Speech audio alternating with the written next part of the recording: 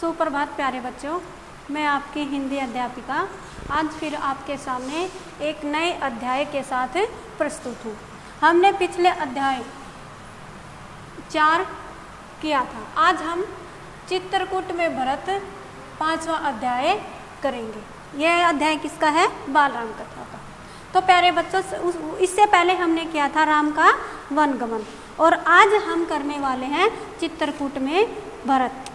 यानी कि जब राम चले जाते हैं और फिर भरत को बुलाया जाता है। भरत कहाँ होते हैं? नैनीहाल में होते हैं, यानी कि अपने नाना के घर होते हैं, वहाँ से उसको बुलाया जाता है। और फिर जब वो आकर अयोध्या का दृश्य देखता है तो वह चित्रकूट में किससे मिलने के लिए जाता है? राम से मिलने के लिए जाता है। इसी का वर्णन इसके अंदर किया गया है, जिसको हम विस्तार से पढ़ेंगे। सबसे पहले आता है भरत। भरत कैकेयी राज, यानी कि भरत कहाँ पर है? कैकेयी राज में, नैनीहाल में। कैकेयी राज कौन है? उनके नाना, वहाँ पर है वो नैनीहाल में। राज्य का नाम भी क्या है? कैकेयी राज। ठीक है, यानी कि वहाँ पर है और उनको एक सपना आता है। क्या आता है? जैसे हम सोते हैं तो हमें भी सपना आता है, तो उनको क्या आया? एक सपना आया। भरत कहाँ पर है? कैकेयी राज्य में, और वहाँ अयोध्या की घटनाओं से सर्वथा अनभिज्ञ, यानी कि अनभिज्ञ, यानी कि अयोध्या के बारे में भरत को कुछ भी पता नहीं है। अनभिज्ञ है, अनभिज्ञ है यानी कि अनजान है, उनके बारे में उसको कुछ भी पता नहीं है। लेकिन उनको एक सपना आता है। कैसा सपना आता है उनको? सपने को देखकर वो क्या हो जाते हैं? चिंतित हो जाते हैं। अजीब सा सपना देखते हैं वो। कैसा कि भाई उसका अर्थ उनको पूरी तरह से समझ में नहीं आता। यानी कि सपना तो देख लिया उन्होंने, लेकिन उसके अर्थ को नहीं समझ पाए। तो फिर वो अपने सगे संबंधियों के साथ, जो सगे साथी हैं उसके, उनके साथ वार्तालाप करता है, यानी कि बातचीत करता है कि भाई मुझे तो एक सपना आया है। और सपने में उसने क्या देखा है? सपने में उन्होंने देखा कि भाई मैं नहीं जानता कि उसका अर्थ क्या है, पर सपने से मुझे डर लगने लगा। मैंने देखा कि भाई समुद्र सूख गए हैं। क्या बता रहा है अपने साथियों को? समुद्र सूख गए, चंद्रमा धरती पर गिर पड़े, वृक्ष सूख गए, एक राक्षसी पिता को खींचकर ले जा रही है, यानी कि पिता को, राजा दशरथ को खींचकर ले जा रही है। वे रथ पर बैठे हैं, रथ गधे खींच रहे हैं। यानी कि वैसे तो रथ कौन खींचता है? घोड़े खींचते हैं, लेकिन सपने में उसको क्या दिखाई दिया? गधे दिखाई दिए। और वो किसको खींच रहे हैं? राजा के रथ को। तो इस वजह से उनका मन क्या था? उचट गया था। मन क्या हो गया उनका? उचट गया, यानी कि वो बेचैन हो गए। उनको मन उनका वहाँ पर नहीं लगा था। वो उतावले हो गए थे। किसके लिए? अयोध्या आने के लिए क्या हो गए थे? वो उतावले हो गए थे, बेचैन हो गए। यानी कि वो सोच रहे थे कि मैं तो एकदम से कहाँ पर चला जाऊँ? अयोध्या में चला जाऊँ, जल्दी पहुँच जाऊँ। जब वो अपने साथियों के साथ वार्तालाप कर रहे थे, बातचीत कर रहे थे, तभी अयोध्या के जो घुड़सवार थे वो दूत बनकर वहाँ पर पहुँचे और उनको बताया। घुड़सवारों ने क्या किया था? छोटा रास्ता लिया था। फिर वहाँ पर वार्तालाप होते हैं, वो बताते हैं। तो फिर क्या होता है? कैकेयी राज क्या है? उनको विदा करते हैं। किसको? भरत को। क्या देते हैं उनको कैकेयी राज विदा करते हुए? कहते हैं कि भाई चलो ठीक है, तुम चले जाओ।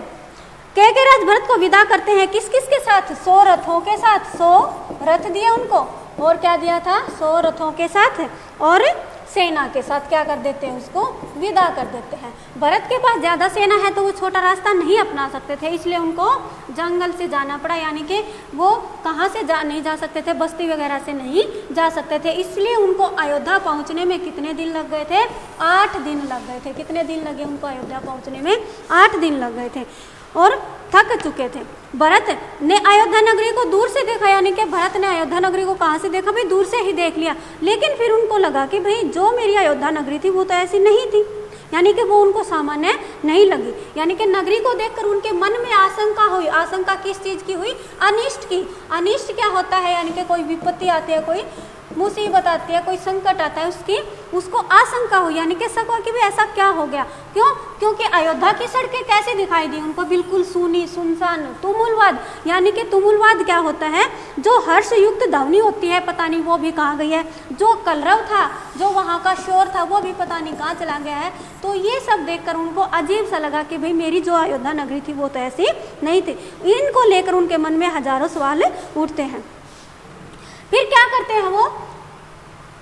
नगर पहुंचते ही, नगर पहुंचकर क्या करते हैं वो? सीधे कहाँ जाते हैं?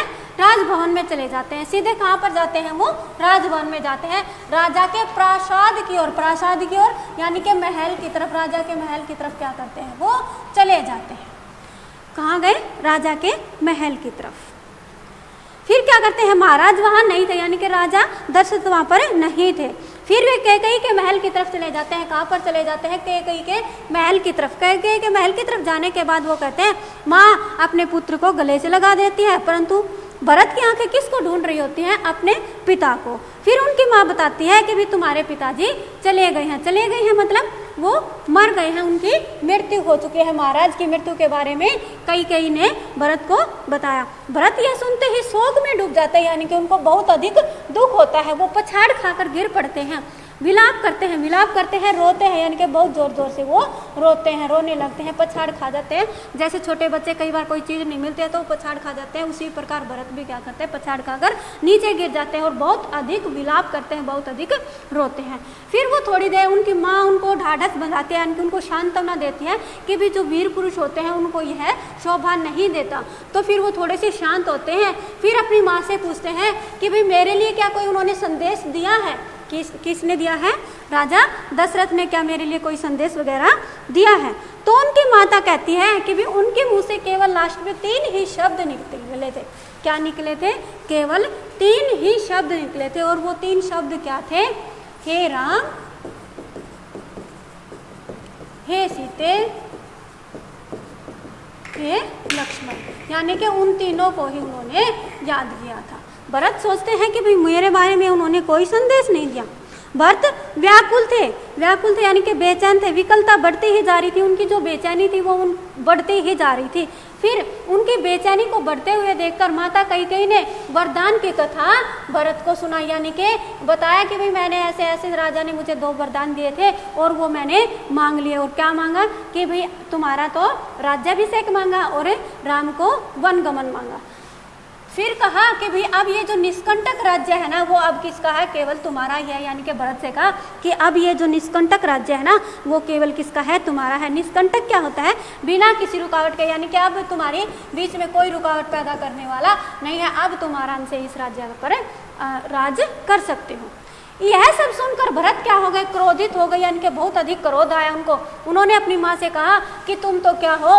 अपराधिनी हो। क्या हो? तुम्हें अपराधिनी हो। और यह राज्य मेरे लिए क्या है? अर्थहीन है। क्यों?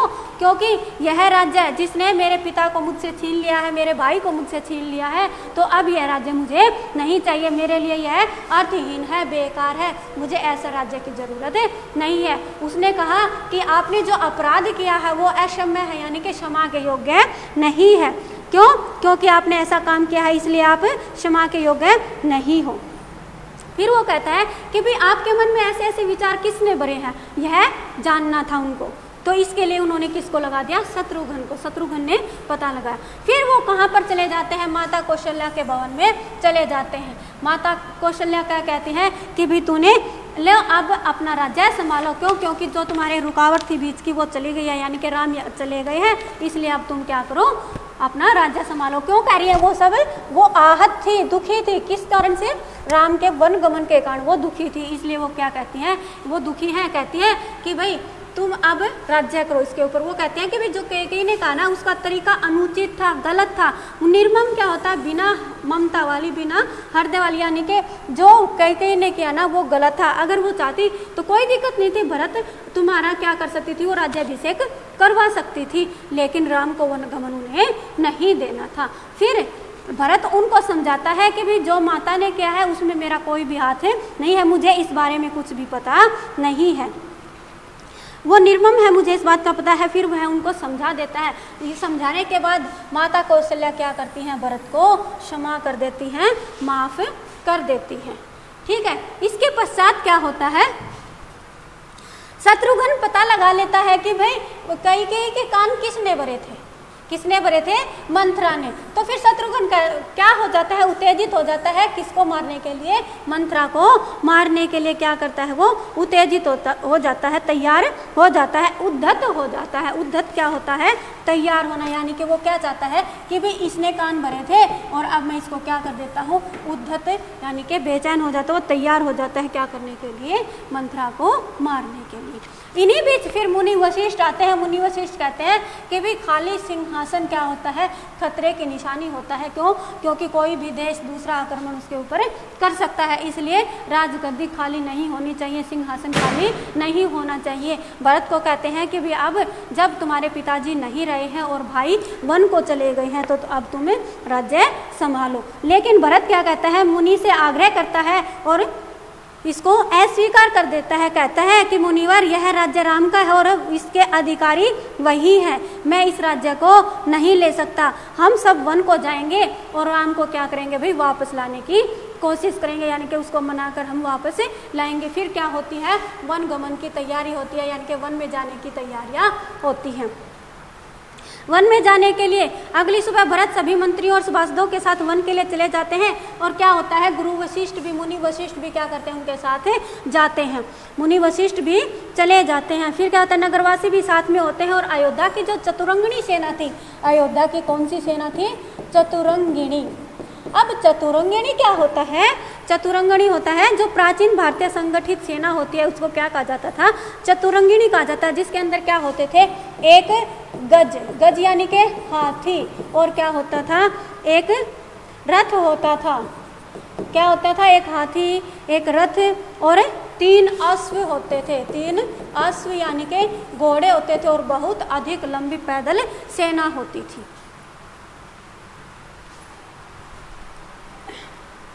इसके पश्चात क्या होता है, फिर वह ये सब तैयारी करके वनगमन को निकल पड़ते हैं। राम तब तक गंगा पार करके कहाँ पर जा चुके थे, राम गंगा पार करके चित्रकूट जा चुके थे, एक आश्रम में, महर्षि भारद्वाज के आश्रम में। कहाँ पर राम कहाँ पर चले जाते हैं, गंगा पार करके चित्रकूट में चले जाते हैं। और चित्रकूट में एक आश्रम है, किसका आश्रम है, वह महर्षि भारद्वाज का आश्रम है, वहाँ पर चले जाते हैं। जो महर्षि भारद्वाज का आश्रम वो कहाँ पर है, गंगा यमुना के संगम पर। संगम क्या होता है, मिलन, यानी कि जहाँ पर गंगा और यमुना का मिलन होता है वहाँ पर वो रहते हैं। और वहाँ पर क्या करते हैं, पहाड़ी के ऊपर एक पर्णकुटी बना ली है। किसने, राम ने लक्ष्मण ने बनाई है। किसके लिए, राम के लिए। क्या बनाई है, पर्णकुटी। पर्णकुटी क्या होता है, यानी कि घास फूस की झोपड़ी बना ली है। कहाँ पर बनाई है, वो पहाड़ी के ऊपर बनाई है।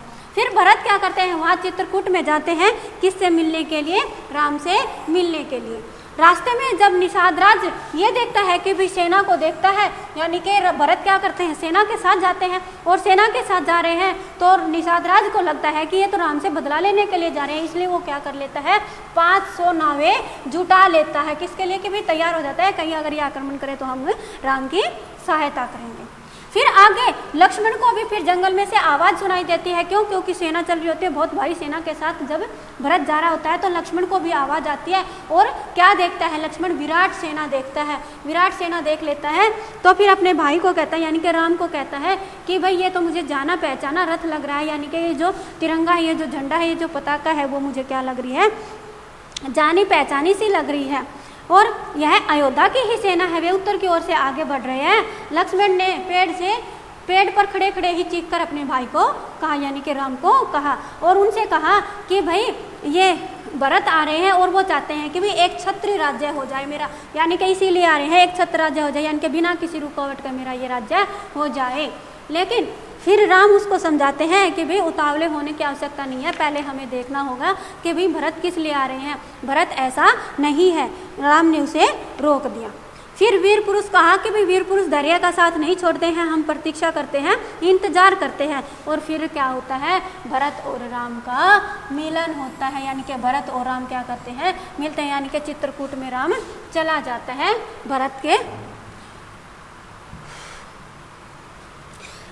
का। और जब राम का मिलन होता है तो भरत कहता है, राम को वापस चलने के लिए आग्रह करता है, निमंत्रण करता है कि भाई उनसे प्रार्थना करता है। क्या कहता है कि भाई आप मेरे साथ वापस अयोध्या चलो। दोनों उतावले होते हैं एक दूसरे से मिलने के लिए, लेकिन जब वो मिलते हैं तो सेना को पीछे ही छोड़ देते हैं, नीचे छोड़ देते हैं, पहाड़ी पर अकेले ही भरत और शत्रुघ्न जाते हैं। और फिर वो आपस में वार्तालाप करते हैं और कहते हैं कि भाई आपको साथ हमारे चलना है। लेकिन फिर राम कहते हैं कि भाई मेरे लिए जो पिता की आज्ञा थी वो क्या है, अनिवार्य है। पिता की आज्ञा क्या है, अनिवार्य है, जरूरी है। पिता की आज्ञा क्या है, जरूरी है। फिर क्या होता है वे राम मना कर देते हैं। वो कहते हैं कि चाहे उनको बहुत से समझाते हैं, सभी समझाते हैं कि भी राम को वापस चलने के लिए, लेकिन राम कहते हैं कि भाई मैं तुम्हारे साथ नहीं चल सकता। क्यों? क्योंकि पिता की आज्ञा ही मेरे लिए क्या है, जरूरी है। फिर राम उसको बड़े ही संयत स्वर में समझाते हैं, बिल्कुल धीरे धीरे स्वर में समझाते हैं और कहते हैं कि भी चाहे चंद्रमा अपनी चमक छोड़ दे, यानी कि चंद्रमा के अंदर क्या होती है, चमक होती है। सूर्य जो है वो पानी की तरह क्या हो जाए, बिल्कुल ठंडा हो जाए, या फिर हिमालय शीतल न रहे, ठंडा न रहे, और समुद्र की मर्यादा भंग ही क्यों न हो जाए, यानी कि भंग हो जाए, खत्म ही क्यों न हो जाए, लेकिन मैं अयोध्या वापस नहीं लौट सकता। क्यों? क्योंकि मेरे लिए पिता की आज्ञा ही सब कुछ है। फिर भरत उनको क्या कहते हैं, चलो ठीक है, यदि आप हमारे साथ नहीं चल रहे तो आप मुझे अपनी खड़ाऊ दे दो। तो क्या करते हैं, अपनी खड़ाऊ, उनकी खड़ाऊ मांग लेते हैं और कहते हैं कि मैं 14 वर्ष उसी की आज्ञा से राजकाज चलाऊंगा। भरत के इस आग्रह पर भरत के इस आग्रह को राम स्वीकार कर लेते हैं और अपनी खड़ाऊ उनको दे देते हैं। और फिर भरत क्या करते हैं, 14 वर्ष तक शासन करवाते हैं किसके, चरण पादुकाओं से, यानी कि स्वयं उस सिंहासन पर नहीं बैठते बल्कि किसको रख देते हैं, राम की खड़ाऊ को, राम की पादुकाओं को वहां पर रख देते हैं और कहते हैं चरण पादुकाओं को एक सुसज्जित आते पर रखा गया है और प्रतिहारी उस पर चवर डुलाते रहे। चवर डुलाते हैं यानी कि प्रतिहारी क्या करते हैं, चवर जैसे कोई राजा होता है और उसके जो दासी या दास होते हैं वो क्या करते हैं, पशुओं के पूंछ के लंबे बालों का एक बना हुआ पंखा होता है, उसको ऐसे ऐसे हिलाते हैं। तो उसी प्रकार जैसे राजा होते हैं उसी प्रकार चरण पादुकाओं की क्या होती है, सेवा की जाती है। उनको राम की धरोहर माना है। राम की धरोहर किसे माना है, अमानत किसे माना है, पादुकाओं को, यानी कि खड़ाऊ को। और फिर राम क्या करते हैं और कहते हैं ये भरत कहते हैं कि मैं इनकी गरिमा को आँच नहीं आने दूंगा, आँच नहीं आने दूंगा, यानी कि इनके गरिमा को, इनकी महिमा को, गरिमा यानी कि जो राम की खड़ाऊ है उनकी जो महिमा है उनको कभी भी आँच नहीं आने दूंगा। और फिर भरत क्या करते हैं, भरत अयोध्या में कभी नहीं रुकते हैं। वो तपस्वी के वस्त्र पहनते हैं, यानी कि क्या करते हैं, वो तपस्वी का वेश लेते हैं और कहाँ पर चले जाते हैं, वो नंदीग्राम चले जाते हैं। कहाँ गए वो, नंदीग्राम चले जाते हैं। और जाते समय उन्होंने कहा मेरी अब केवल एक ही इच्छा है। क्या बताया कि भाई मेरी तो अब केवल एक ही इच्छा है, और वो कौन सी इच्छा है कि इन पादुकाओं को उन चरणों में देखूं जहाँ इन्हें होना चाहिए, यानी कि ये जो पादुकाएं हमको किसके चरणों में देखना चाहते थे, वो राम के चरणों में देखना चाहते थे। मैं राम के लौटने की प्रतीक्षा करूंगा, कितने वर्ष तक, 14 वर्ष तक। तो इस प्रकार भरत और राम का मिलन होता है, यानी कि वो चित्रकूट में मिलते हैं। यह हमारा अध्याय यहीं पर समाप्त होता है। तो प्यारे बच्चों, यदि आपको किसी प्रकार की कोई भी समस्या आती है तो मुझे मेरे व्यक्तिगत नंबर पर संपर्क कर सकते हैं। धन्यवाद।